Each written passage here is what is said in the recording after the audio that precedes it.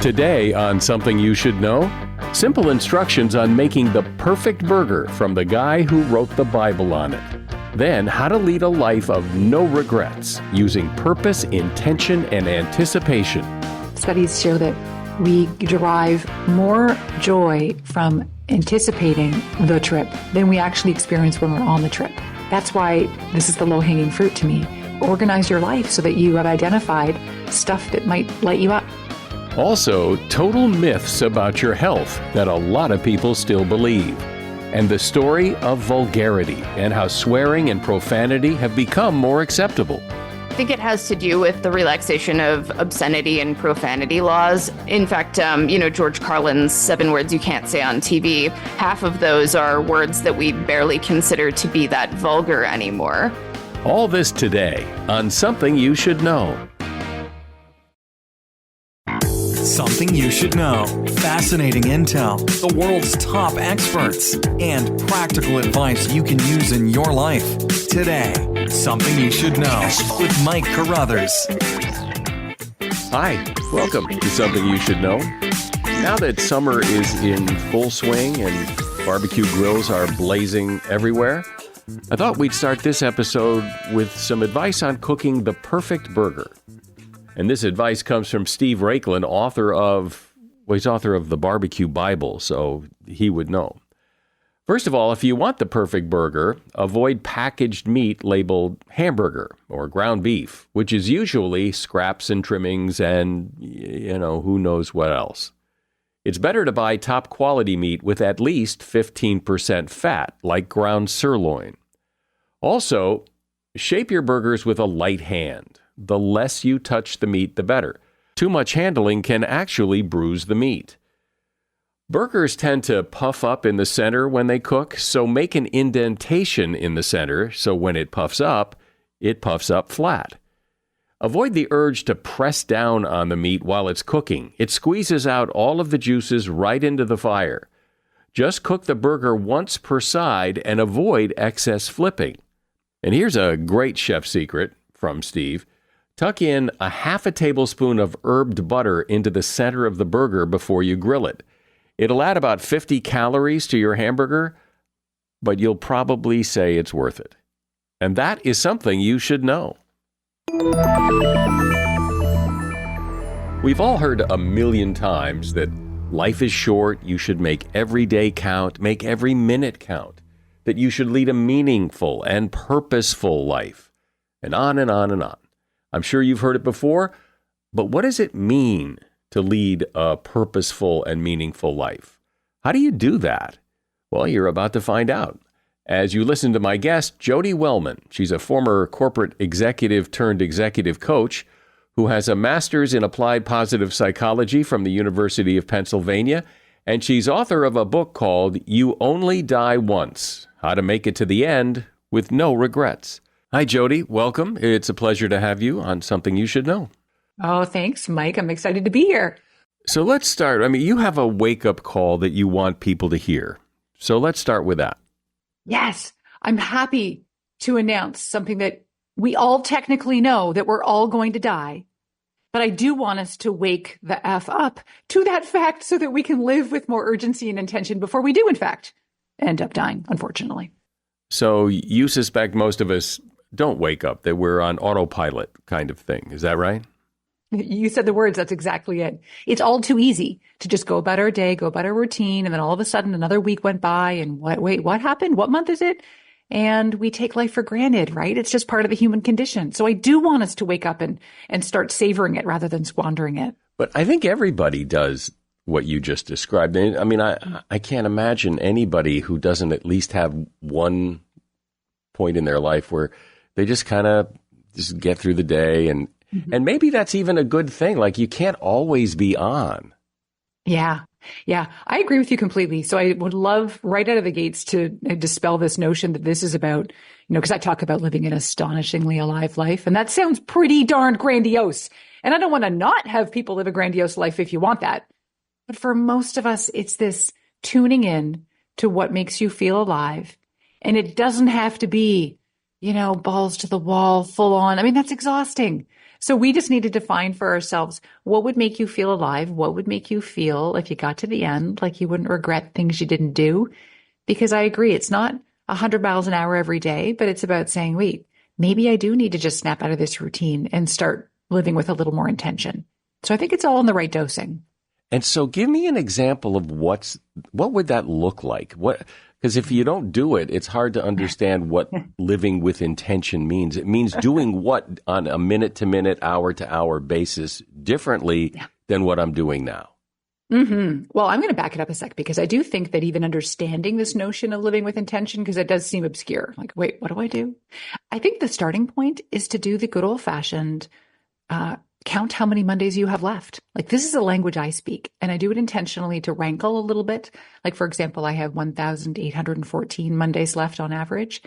I want people to do that mortality math because that's the thing that helps us to come to terms with our unfortunate, temporary nature. And when we do that, for many of us, it does that thing, which is like that little eye opening of, oh, right. Like my countdown timer is on. And what that tends to do, just like people who've had, near-death experiences or brushes with death where they've emerged, like they made it, they're living with more of a sense of appreciation for life and like on purpose than the rest of us. So that's the starting point, Mike, is that awareness, like, right, I am a ticking time bomb of a life over here. And so in light of that, how do I want to be just a little more mindful about how I spend my time? And that tends to crystallize a little bit about what our priorities are, what our interests are, and helps us to just get out of that kind of highly functioning zombie zone. So I just wanted to go back to that starting point philosophically, Yeah. Well, I wonder too, maybe maybe you've looked at this, like when you talk to people who are who only have a few more Mondays left, what do they regret? What is it that they tend to wish they had done differently? I love this question so much. This is the exact area I study, is around the notion, not just of temporal scarcity, which is recognizing because we're temporary, life's more rare, but the science of regrets. And there are two types of regrets. One is the regret about the stupid stuff we did and wished we hadn't. Those are called regrets of commission. And funny enough, they don't really matter as much near the end, especially because they kind of soften with time. The regrets I am deeply, gravely, dare I say, concerned about are the regrets about the paths we didn't take, the things we didn't do. And those are called regrets of omission. And they tend to grab us, especially near the end, that sort of wistful sense of, oh man, like, what if I did go back to school? Or what if I did change my career because I always wanted to study veterinarian science? Or what if I did ask him out? Or what if I did go and I never got to go and visit the Mediterranean coast, or, fill in the blanks. There's no shortage of things. And those are the opportunities we have, Mike, that I get just quite honestly, like all worked up about over here because I call them pregrets. If you can identify those things now that you might have feelings about if your deathbed came tonight, well, we have this great opportunity. Like, we're not dying tonight, for a vast majority of us. And we get to say, holy, like, I get to take a step forward. Like, if that Mediterranean visit, would really make my life, that would make my life feel complete, I could plan that and book the ticket. Or I could go and apply to go back to school, even if it's not easy, especially if it's not easy. So that's this refining of our priorities that I'm talking about when we're aware that life's short, get on with our goals. So I remember hearing that one of the things that people towards the end of their lives regret is they worried too much. And this ties into what you're saying, because people don't do the things they think they should do or want to do because they're worried about what will happen if they do. Mm-hmm. It'll cost too much money. It'll something else will happen. Worry gets wrapped up in this. Mm-hmm. It does. Yeah. You're highlighting something that I can refer to specifically, what I said earlier, the people who've had brushes with death. It's so striking to me. People that have emerged from maybe a cancer diagnosis, like maybe they're in remission or they've come home from the hospital, they're out of their coma, whatever their scenario is.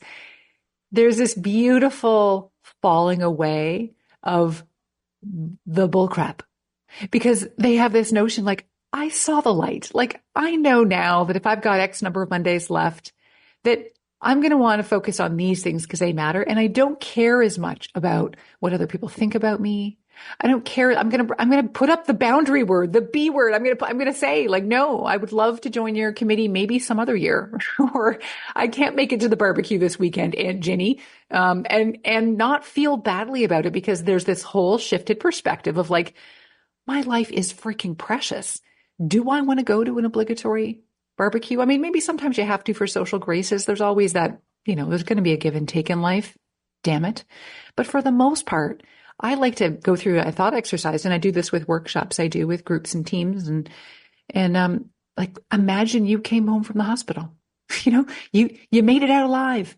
And does that stupid email matter to you anymore? Does worrying about what people might think if you change your career? Does the worry about, oh, well, the kids adjust if we move to Portland? Yeah, they'll figure it out. Like in pursuit of a life worth living. I think that like it does take a really conscious override of those worries, because you're not alone, Mike. I mean, I have them too. I talk about this stuff all, selfishly, because like I need to override my tendencies of fear and worry as well. But short of the big emergency hospital visit, which I know will wake up almost anybody into a different way of thinking. But back to what we were talking about before, if you don't do what you're talking about, if you live your life in this kind of autopilot habit thing, what is it you do differently, day to day, minute to minute? Because if you've never done it, you don't know what to do. It's all platitudes and you can do it. Sure you can, but like what? Yeah. So the first thing, like I said, was counting your Mondays. Most people haven't done that. Most people have a notion of how many years they have left, but it's too vague. So when you count Mondays, it makes it granular, and it activates that science that I was telling you about in psychology, which is that awareness that when you see something as rare and limited time only, it does tend to heighten its value or its perceived value. We're talking about leading a meaningful and purposeful life and the reasons for doing so. And my guest is Jody Wellman, author of the book, You Only Die Once, How to Make It to the End with No Regrets. So, Jody, how do you do the math? What is the math on figuring out how many Mondays you have left? Well, for a cheat sheet, I have a calculator on my website on the resources page for those of us that don't want to do math.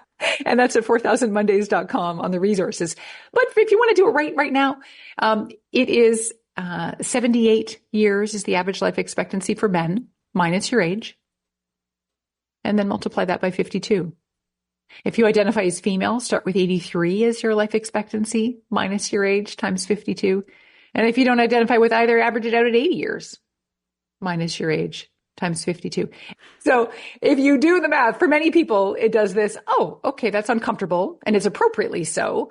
Some people, when I work with, younger groups, they're like, I've got more than 2,000, I got more than half, I'm good to go. But for most of us, it does tend to do this. All right, yeah, right. There is, the sand hourglass that has been flipped over. So that awareness is key. It takes a consistent reminder. So I'm a fan of having little visuals around you. You can't see where I am, but my place is littered with all the pictures of the skulls. And I've got, bracelet I wear with a little skeleton on it. I've got images. I've got reminders. I've got quotes that are pretty clear. So seeing it as vivid imagery can be important for visual folks.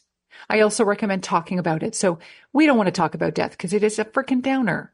I'm other than us talking about this right now, which is all about life, but I'm a fan of like, get your friends together or have a dinner party or talk to your family. And you don't need to start with the dour stuff. That's advanced. What if you just started by really talking about, okay, what is on your bucket list? What's the stuff that you would love to do before you go? And then rather than just talking about it in a grandiose notion, which admittedly, according to some psychological research, sometimes just fantasizing about a dream takes the wind out of our sails, and we just feel good enough to dream about it, but we don't do anything about it. And that to me is just the kiss of death. So I say, talk to your friends, talk to your family, talk to whoever will listen about like, what do you want to do? Here's what I want to do. And then hold each other a little bit accountable to be like, well, wait a minute. You said you wanted to learn Italian. Like, what would that actually look like? Like, do you need to download the app? And like, do you want to, I don't know, if you do that, then I'll register for that online course I was thinking of taking. We can both kind of hold each other accountable. So It's the coming back consistently to this concept called memento mori, which is the old Latin phrase and ancient practice of remembering we must die. And it's just that consistent reminder. We have to keep reminding ourselves. I have to keep reminding myself, and I do this for a living. So here's something that it seems like to me there are two kinds of people in the world. There are people who can do what you do or do what you're talking about. And then, because I know people who I don't know how they find the time to do all this stuff because life gets in the way. You've got a job, you've got kids, you've got to pay the bills, you've got to go to this place, you've got this obligation. Who has time for this bucket list stuff? I'm thinking a lot of people are thinking that listening to you. Yeah, thanks for bringing it up. I don't think we do. So I think there are a couple of facets that, and I'm so glad you're asking this question, because this is the stuff that stops us from living, to be quite honest. It's that sort of dismissive, well, I don't have time, so it's all or nothing thinking that we do really well.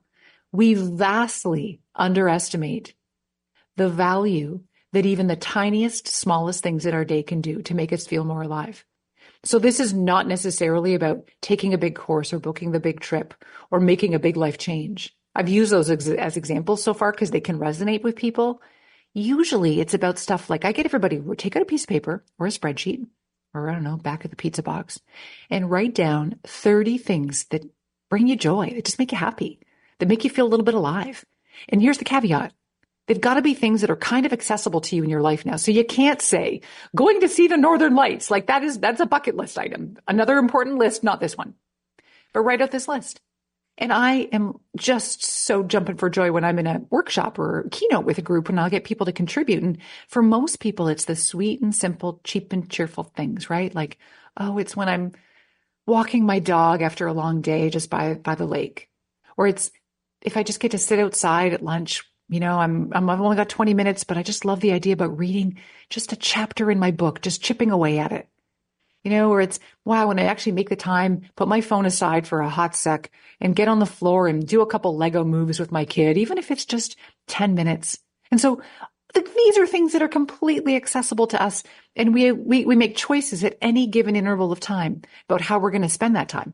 I squander a lot of my time watching Netflix at night. I love watching TV. And so part of it is joy, but part of it I also know I let it go too far. And if I stop and get honest with myself, this is like in real life right now, real time, me planning a better night tonight, okay? It's not going to be tuning into whatever the show I'm watching is, which is not even that enjoyable. It's just like an unwinding in the day. What might make me feel actually a little better tonight is if I go sit outside and I pour a cocktail and I'll take the husband out with me and we'll just sit, even if it's for 30 minutes and be like, hey, let's talk about the day. Like that's a 30-minute choice that's not going to blow up my entire day or week, right? But it's a conscious choice and we underestimate the impact that has on our well-being and our perceived life satisfaction. When people do these things, is it the doing or the appreciating of the doing? Because you may already be sitting playing Legos with your kid or sitting with your husband. But if you don't like stop and think, I'm really enjoying this, is that where the benefit comes? Oh, yeah. I love your questions because you're so smart. It's both. For many people, it's the doing of it because they're not doing it, right? So it's just like, I'm a zombie. I come home and make dinner and then I go to the couch and I'm missing the chance to do those things. So for some people, it is the action. For many of us, we are walking around our day. It's the proverbial gratitude exercise scenario, right? Which, I mean, gratitude in the field of positive psychology has been so exhaustively and fantastically researched. You could be walking really quickly, like just running into the backyard to go and turn off the faucet and running back in. And you miss the fact that, wait a sec, there's a new bud on the tree. And, oh, wow, it's beautiful. Or like if I stop and smell it, like, wow, this is a really kind of cool, precious little moment. And it's 14 seconds. And so that's something that for those people who are in the practice of doing maybe a gratitude journal, which I only recommend like for doing it a couple weeks at a time, every little quarter maybe, just to get tuned in. So it is the attunement, Mike. It is that, you know what? I'm being present. I love this, or I love the taste of this paella, the saffron. Wow. Like rather than scarfing it back, you know, which is what we tend to do is just getting from one meal to the next or one, you know, stopping, looking around the room at your team at work and being like, I'm so grateful I get to work with these clowns, you know, or whatever that. So that is absolutely part of it. And that is part of this conscious living with intention that again, people, I work with groups of people who have got, you know, in remission from cancer illnesses. And they're just so savoring the experiences of, interacting with friends that they formerly took for granted. They're sipping their coffee and they're tasting it right down to the last sip because they know they're grateful to be alive. We've just lost sight of that. That's it. Something you talk about that I've always believed in is this idea of anticipation, that we get a lot of joy anticipating something as much as doing something, going on a trip or going to visit someone or anything, that the anticipation of going is really powerful. Studies show that we derive more joy from anticipating the trip than we actually experience when we're on the trip. So that's why this is the low-hanging fruit to me. It's like, organize your life so that you have identified stuff that might light you up. And it could be just as simple as like, oh, we're going to order the Thai food on Thursday. And I'm so excited because I'm going to order rice dish number 12. Like whatever it is that helps us to feel like we get through our days just with a little bit more excitement, with a little bit more like, wow, life's getting lived, or like this is just a small thing. Because that really is, again, the collection of things that can add up to feeling like life was well lived. One of the things that I found out a long time ago about anticipation, because I so agree with you and have experienced that it's the looking forward to as much as, or sometimes more than, the actual experience. But that, I used to go travel back when I was younger and to go visit my parents. And I used to surprise them sometimes. And then when my dad was sick, and I would go back and I remember talking to this person, and he said, don't surprise him. Give him as much notice as you can when you know you're going, because the anticipation that he will have that you're coming to visit is so much better than the surprise. Yes. Oh, it's such a great point. Yeah. Yeah, I love that. And back to the notion of including people in plans so that they have things to look forward to.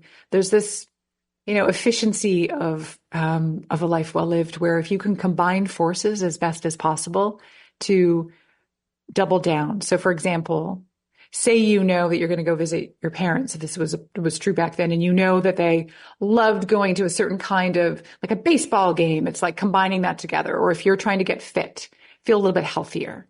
And you also want to spend time with a friend that you don't really get to make time for anymore. It's like, what if you guys signed up for the Thursday night aerial yoga class, which, God, that scares me, but you could combine that. And then and then maybe, on the way home, sometimes you could go and grab a bite at a new restaurant. So it adds more novelty into your life, because we haven't even cracked that puppy open yet, Mike, but like novelty is one of the keys to the good life, shaking things up a little bit.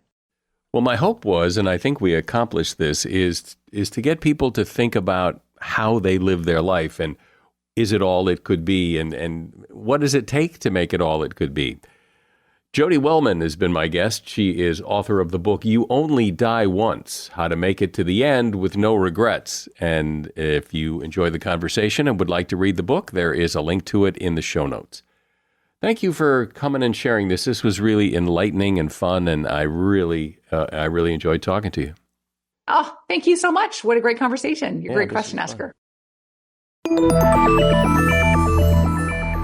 While we do not swear on this podcast, it will come as no surprise to you that I know all the swear words, or I think I do. I imagine most people do, and I find them interesting in that swear words don't change a lot. The classics are the classics. And I wonder, who and what determines that a word is a bad word, a swear word?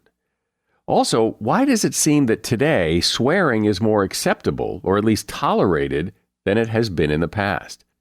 We've looked at swearing in the past, but this is a different take on a topic that we all face and hear almost daily. And here to discuss vulgarity is Jess Zaferis. She is a writer and journalist and author of the book Words from Hell, Unearthing the Darkest Secrets of English Etymology. Hi, Jess. Welcome to Something You Should Know. Thanks so much, Mike. I'm excited to be here. So first of all, is there anything special about English, or does every language on the planet have vulgar, naughty, colorful swear words? Virtually every language in existence has some form of swear word. It's a means of expressing emotions. It can come down to like relieving pain or frustration. They say that like screaming reduces your pain, and having a word that you can go to express that also helps. There are class dynamics. It can help you communicate more authentically with an in-group, or express that you're not in a situation to be serious, or that you don't take yourself too seriously. It can form a great insult. It can exclude others, and it can intensify or emphasize anything you want to say. So I get that a lot of lewd, vulgar words that have to do with bodily functions and sex and all that. But who decides? How does it get decided that this is taboo? This is a word you don't say to your grandmother. In English, it comes down to class dynamics. You may be aware that during the Norman conquest of England in 1066, the English language was flooded with French words, and that's because the Norman ruling class established themselves in England as the ruling class, leaving Anglo-Saxons who prior to that had spoken the Germanic-derived Old English as a more working class. Many of the swear words that we use today are Germanic-derived words. They're from Old English, and they've existed since Old English. So words that like the F word, the C word, and the SH word, these were simply, in many cases, the words for those actions or those body parts in Old English. So, some of them were more vulgar than others. The F word has always been pretty vulgar because of the action it describes. But the SH word for defecation was simply the word for that action. In Old English, it was spelled SCITAN. And the other words that are more polite that we use for that term, those that are multisyllabic at least, like defecation, like feces, those words are Latin and French derived. And it's because this prestige class that spoke French termed those more polite because of the power dynamics between Germanic language speakers and Romance language speakers. It's always fascinated me that we all know these words, and it isn't the word itself as much as the word plus the time and place you say it.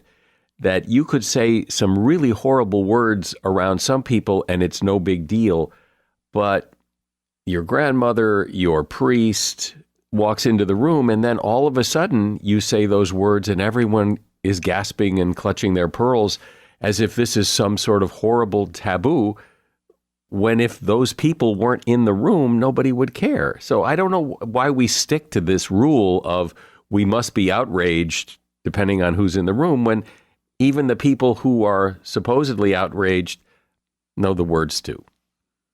That's an interesting point. They are, and in many contexts, they're almost casual or used for emphasis. In online spaces, it tends to be perfectly acceptable to swear and to include vulgar language, whereas saying it out loud, perhaps because of the consonants of them or the plosives involved, perhaps they sound more emphatic, maybe when you say them aloud.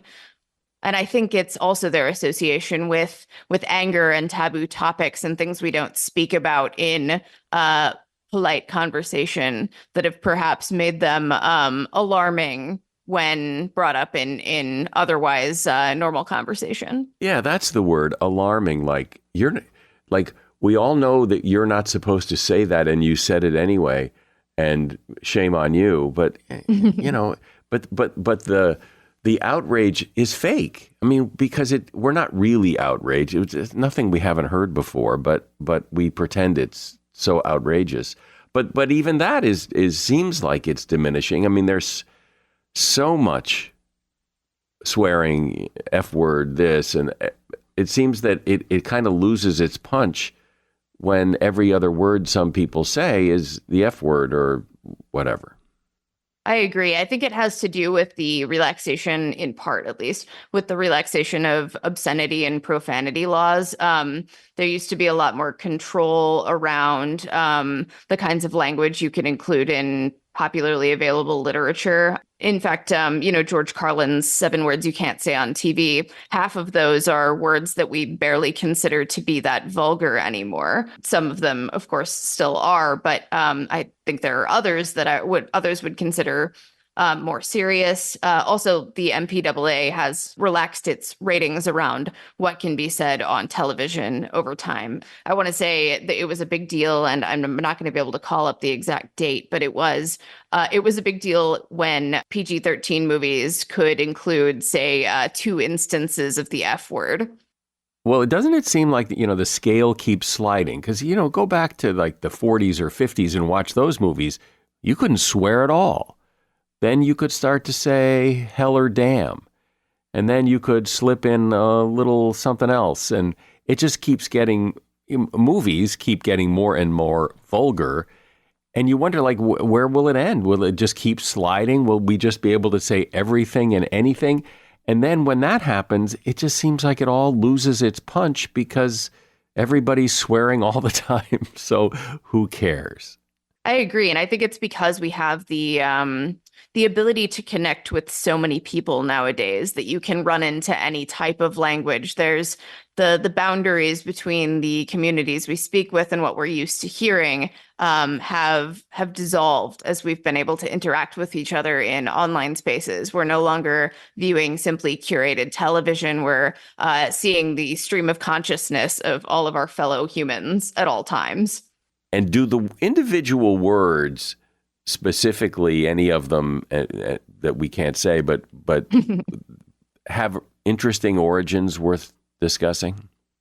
Of course, yeah. I would say, so a lot of these, like I said, come from Old English. What I've actually found is the more interesting element here is that there are many rumors and myths, incorrect origins ascribed to these words. There is an impulse to make, for example, the SH word and the F word into acronyms. There was a rumor going around for a good long time and often repeated. You'll still see this around, that the F word is an acronym for fornication under consent of the king. Now, this is nonsense. This word has been around since far longer than some of those words that made it up. It's been spelled differently. At the time when the F word was first recorded, the word king began with a C, and then consent, I believe, hadn't even entered English at that point in history. So it's nonsense. And then the other one that you hear about the SH word is that it's short for, or that it's an acronym for ship high in transit. And the notion is that those letters were stamped on boxes of manure that were being shipped across the ocean because they needed to be on a higher deck because they would either get too wet or they would explode or something. But that's also nonsense. It's been spelled differently throughout history, and it's dramatically older than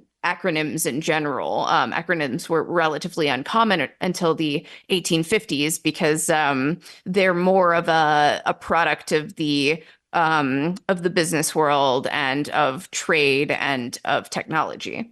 There are English swear words in England. Well, I don't know if they're swear words, but like they say bloody this and bloody that, and we never have said that here.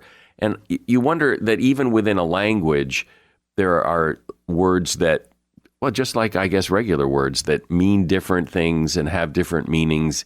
Even though it's still English, it's not English.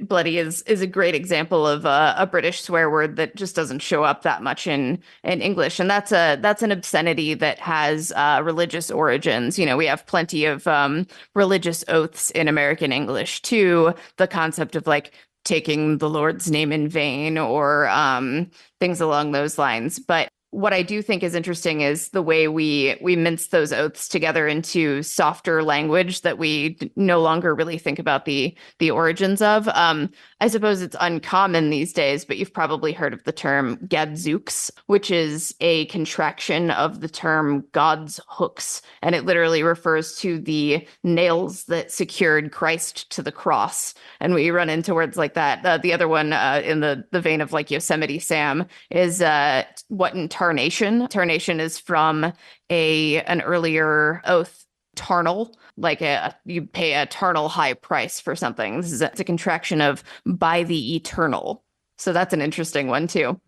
What about words that don't quite rise to the level of obscenity, but still are pretty slangy and I can't think of any, but I'm hoping you can.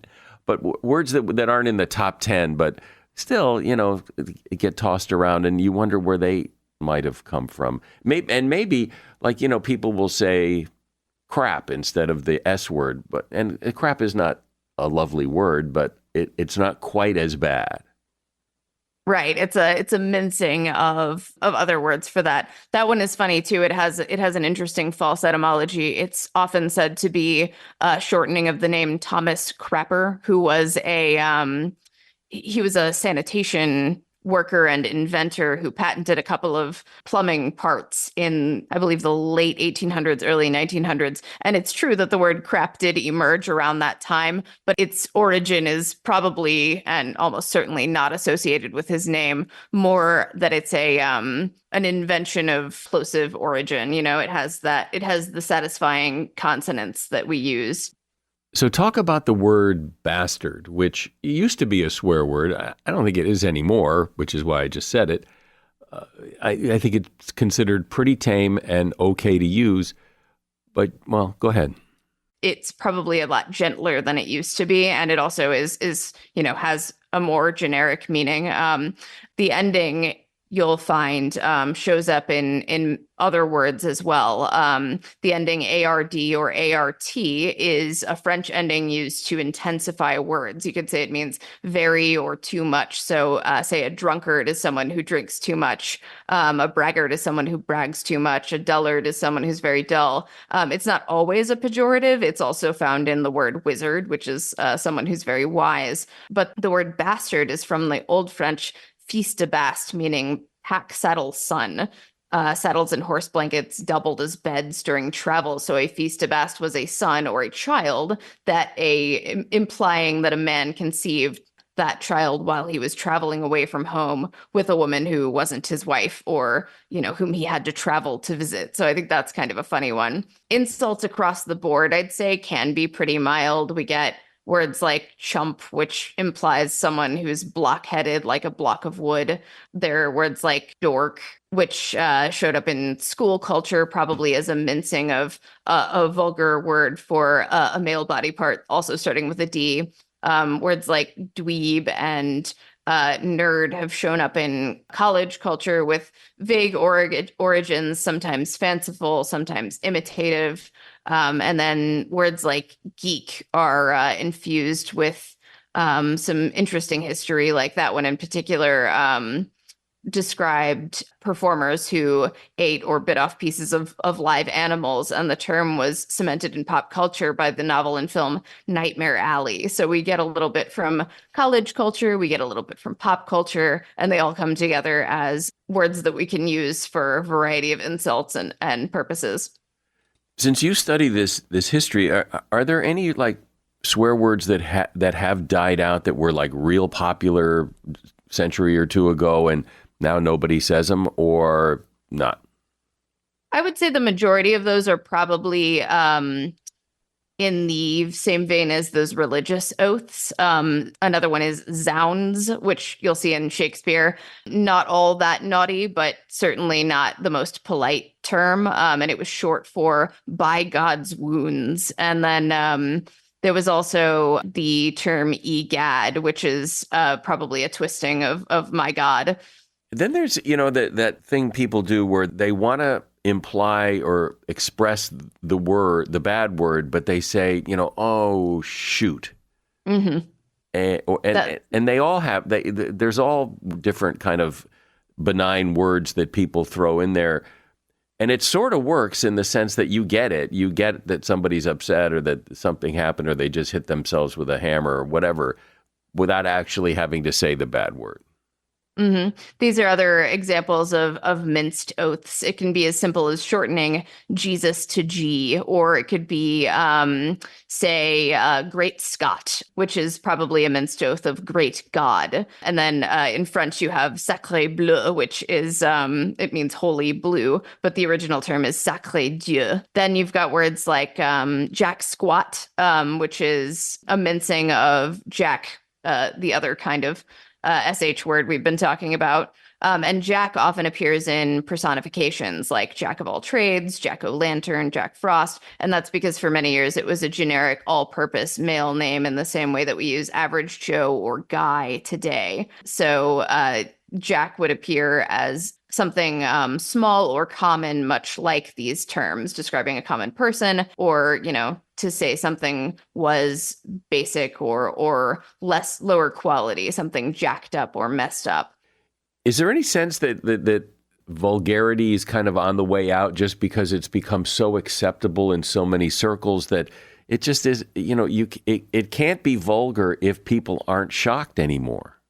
I think the type of vulgarity that we see that people still avoid or try to avoid tends to come in the form of slurs these days. And I think that is fair, because when you use your average swear word, the 4-letter words we often think of, they're not used to hurt anyone. They can be used to hurt people, but they're not targeted necessarily or specifically at anyone. You can yell the F word at absolutely anything, including the universe. You can throw it in as a word for emphasis. It can mean almost anything these days, whereas slurs are still very targeted and they're used to marginalize and harm people. I'd like you to talk a little bit about the N word, because it represents that kind of word where some people can say it, but most people cannot. And so why is that? I think it comes down to respect and in groups. So for a little while, I have a relatively active community on TikTok, and I was tagged into a series of videos where Indigenous Australian people were saying that they didn't like the use of the word Aboriginal to describe them. Their argument was that the prefix ab sounds negative because it's in words like abnormal. It's not always negative. It's also in the word abound. It means off or away from. So it can be used to make a word sound negative, but it can also be used to mean any type of motion away from something, or any action off of something. So when I was tagged into this, I did make a video saying, it's not inherently negative, but it is a pretty Eurocentric term. The term Aboriginal first described people who dispersed across Europe from Rome. So it is a Eurocentric term. And also, really the kicker here is that because I'm not Aboriginal, because I am not an Indigenous Australian person, I don't get to decide whether that word hurts someone else. If someone says that they don't like to be called by a certain name, if they prefer different pronouns and other people continue to use them, it's a decision on the part of the speaker to continue using a term that the other person has already told them feels disrespectful. It all comes down to in-groups. If someone who is an Indigenous Australian prefers that term, then they are more than welcome to. And it's up to them to decide whether that's a hurtful or hateful term. Well, I guess it's just the random nature of language. But to listen to the stories you tell of where words come from and how people use them or don't use them or are allowed to use them, it all comes from so many different places and seems somewhat random. And yet it all comes together to, make our language. I've been speaking with Jess Zaferes. She is author of the book, Words from Hell, Unearthing the Darkest Secrets of English Etymology. And there's a link to her book in the show notes. What a great history lesson. Thanks, Jess. Awesome. Thank you so much for your time, Mike. There are some myths around health that have been around a long time, and people still believe them even though they're not true. Here are a couple of them that are worth noting. that you're supposed to drink 8 glasses of water a day. And research shows that people who drink water when they're thirsty usually get enough to stay healthy and hydrated. Water-rich foods like soup, fruits, vegetables, and drinks like juice, tea, and coffee all contribute to your daily fluid intake. You should eat breakfast in order to lose weight. It does seem that eating breakfast can help some people lose weight, in the sense that it can stave off hunger and it might prevent random eating later in the day. But skipping breakfast may help other people shed pounds. A study at Cornell University found that people who don't eat breakfast don't tend to overeat at lunch and dinner, and they ended up eating 400 fewer calories per day by skipping breakfast. Sugar makes kids hyper. Sugar isn't good for kids, but research shows that sugar won't cause them to act out or hurt their schoolwork or make them unable to focus. Many parents believe that there is a link between sugar and the way kids act, so they expect their kids to behave badly after eating sugary foods, so they're sort of primed to notice when it does happen. Being cold will give you a cold. No matter what your grandmother said, spending too much time in cold air cannot make you sick. One study found that healthy men who spent several hours in temperatures just above freezing actually had an increase in healthy virus-fighting activity in their immune system. The fact is, you're more likely to get sick indoors, where germs are more easily passed around. And that is something you should know. You know that every podcast platform, I think, pretty much everyone I've seen, has a share button, has a very easy way for you to share a podcast with someone else. That button would make it very easy for you to share this podcast with someone you know, whether it's Apple Podcasts, Spotify, or any of the others. We work very hard to put this podcast together, and we would really appreciate you helping to spread the word. Our producers are Jeffrey Havison and Jennifer Brennan. Our executive producer is Ken Williams. I'm Mike Carruthers. Thanks for listening today to Something You Should Know.